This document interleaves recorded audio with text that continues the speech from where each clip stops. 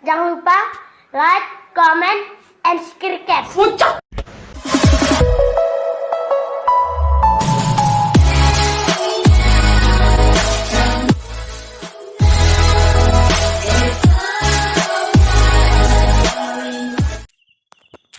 Assalamualaikum warahmatullahi wabarakatuh. Perkenalkan, nama saya Kemal Fikri dengan NIM 2007-4028.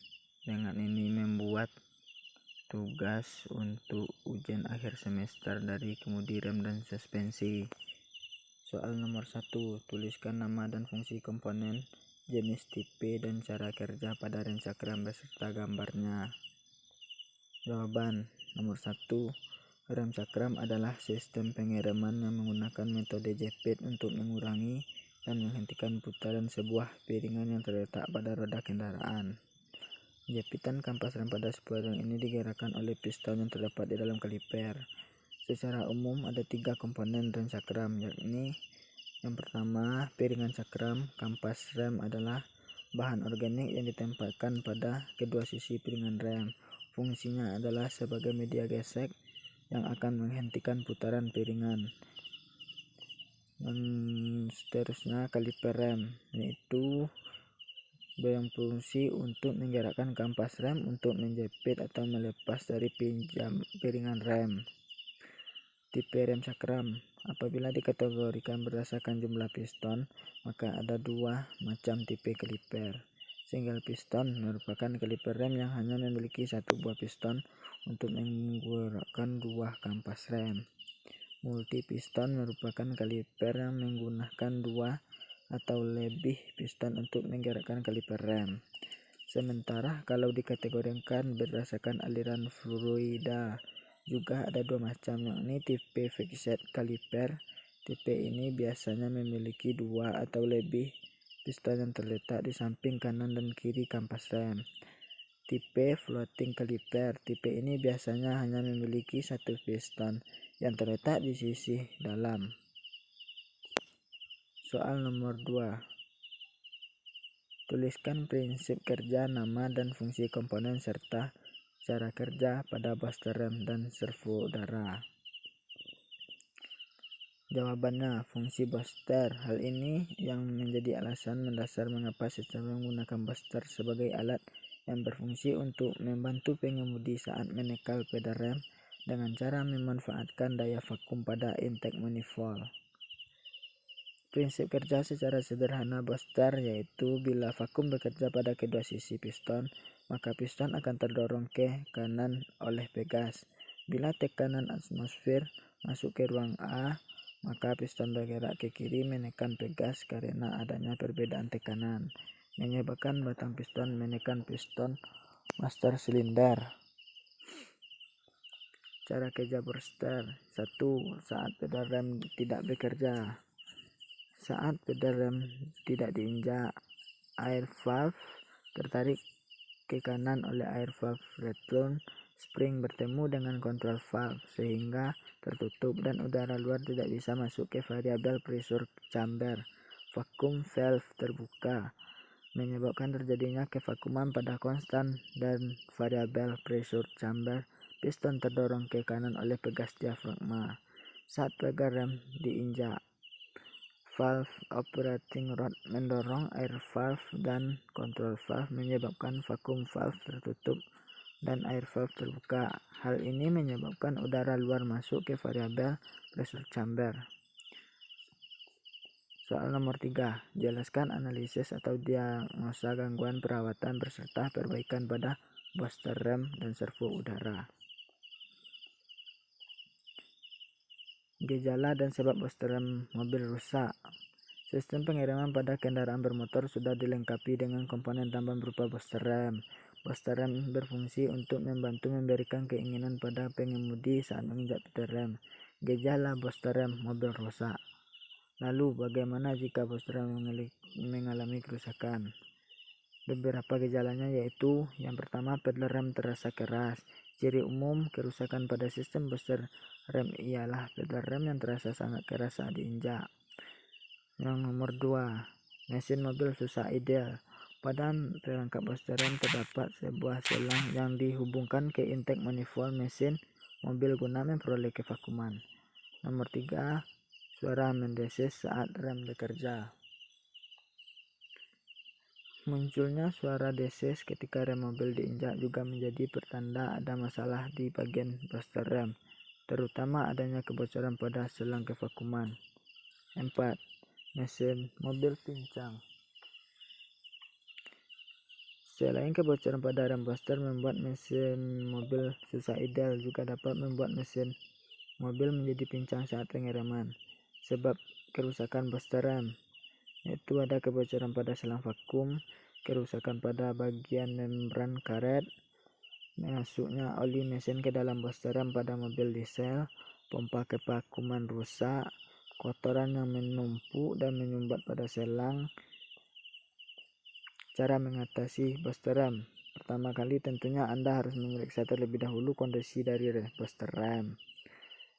Untuk memeriksanya Anda dapat melakukan 3 cara berikut. Cara pertama adalah periksa perubahan pada stasioner mesin. Bila karet membrannya mengalami kebocoran maka akan terlihat stasioner mesin menjadi naik. Cara kedua yang dapat Anda lakukan adalah memeriksa kevakuman dari manifold yang menuju booster. Untuk memeriksanya, Anda dapat melepas selang yang ada pada tabung booster. Sebelum melepas selang, pastikan bila Anda mencabut klaimnya terlebih dahulu. Bila ada kevakuman, maka selang tersebut tidak buntu. Namun jika komponen tidak bisa menghisap, maka dapat dipastikan jika karet membran mengalami kebocoran. Cara ketiga untuk memeriksa kondisi booster rem Anda adalah dengan memeriksa kebocoran baik dari selang vakum ataupun tabung booster.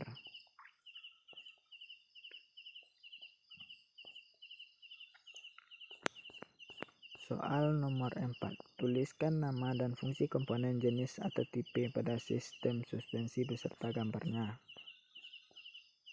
Nama komponen sistem suspensi. Yang pertama, pegas. Fungsinya, pegas itu menjadi komponen utama dari sistem suspensi. Hal ini karena prinsip kerja suspensi adalah sebagai dengan menyerap tekanan vertikal tiba-tiba dari roda menggunakan daya estalisitas.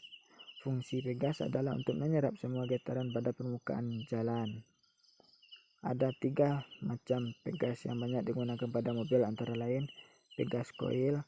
Tipe pegas ini berbentuk melingkar dengan membentuk seperti ini. Yang kedua, pegas daun. Bentuk pegas daun adalah lempengan plat yang memanjang. Yang ketiga, pegas puntir.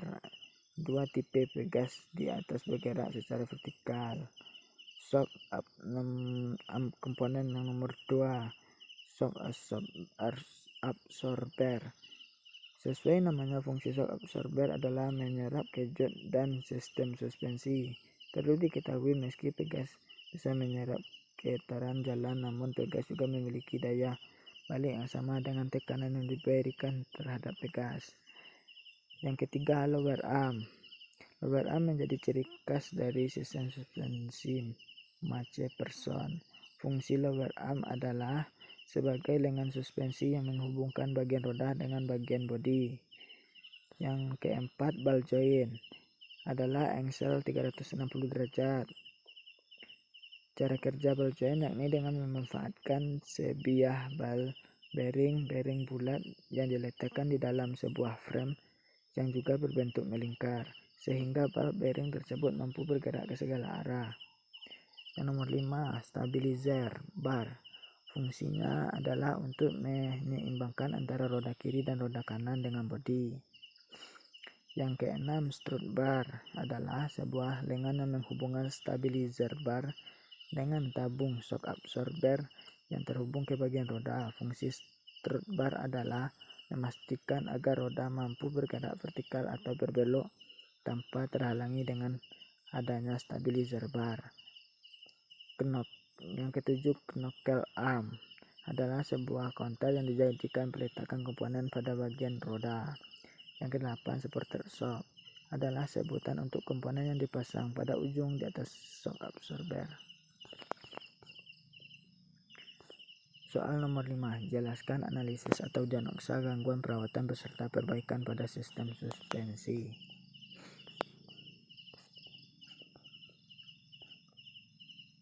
Contoh gejala kendaraan saat membelok, goyang, dan kendaraan bergetar saat melewati kondisi jalan yang tidak rata. Kerusakan oli sel suspensi bocor. Gejalanya sistem suspensi keras tidak elastis. Penyebabnya, jika hal tersebut yang dialami pada sistem suspensi, maka penyebab yang sering dialami adalah terlalu sering membawa beban yang berlebihan. Perbaikannya, masalah yang terjadi pada sistem suspensi, hal ini tidak dapat dilakukan perbaikan pada komponen kecuali dengan cara mengganti komponen pada sistem suspensi.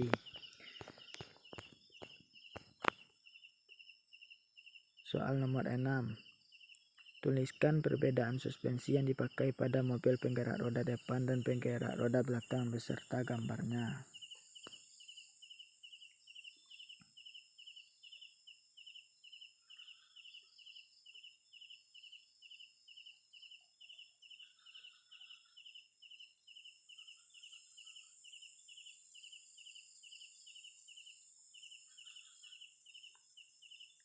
Perbedaan FVD gerak depan dengan FVD gerak belakang secara mekanis jelas beda. Rata-rata mobil memiliki mesin di posisi depan.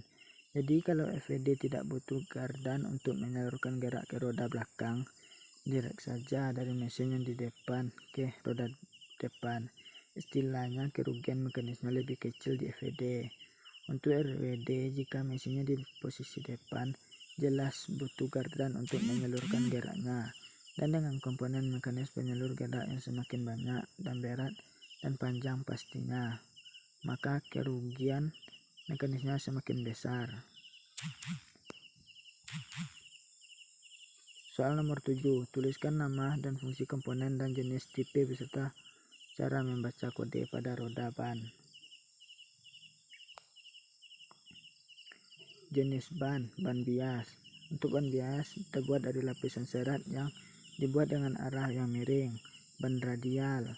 Ban jenis terbuat dari lapisan serat dan lapisan serat tersebut dibuat menyilang pada lingkaran ban. Ban tubeless.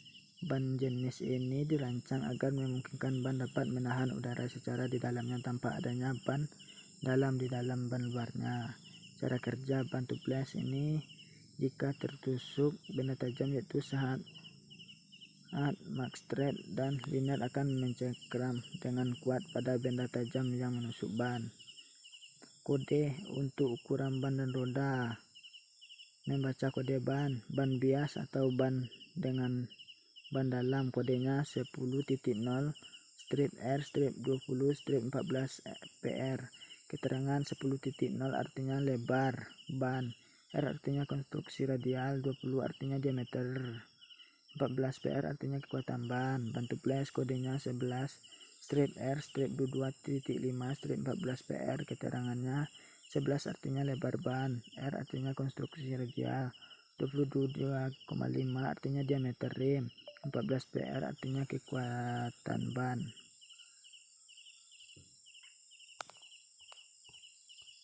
Soal nomor 8. Jelaskan analisis atau diagnosa gangguan perawatan beserta perbaikan pada roda.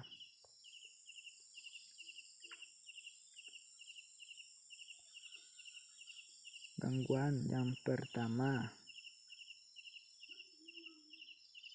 keawasan tidak wajar, keawasan spot. Keawasan spot membentuk lekukan seperti mangkuk pada beberapa bagian tread roda dan terjadi jika kendaraan berjalan pada kecepatan tinggi. Nah, seperti apa perawatan ban yang ideal? Seperti disebut di atas.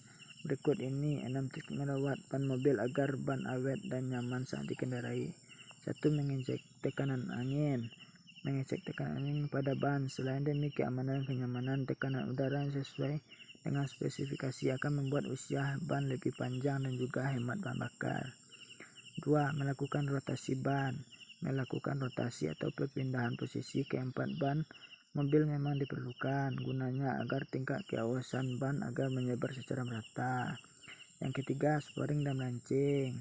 Setiap kendaraan juga diharuskan untuk melakukan pengecekan berkala terhadap kondisi kelurusan ban.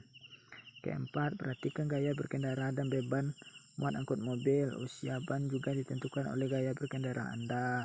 Salah satunya dengan menjaga kapasitas beban sesuai dengan yang dianjurkan.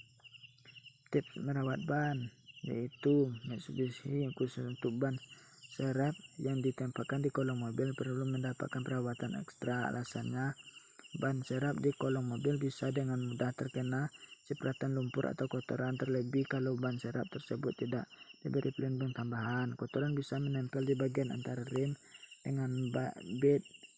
Jika kotoran ini mengering, maka berisiko membuat celah antara pelek dan ban. Akibatnya angin gampang keluar dan membuat ban jadi kehilangan tekanan angin.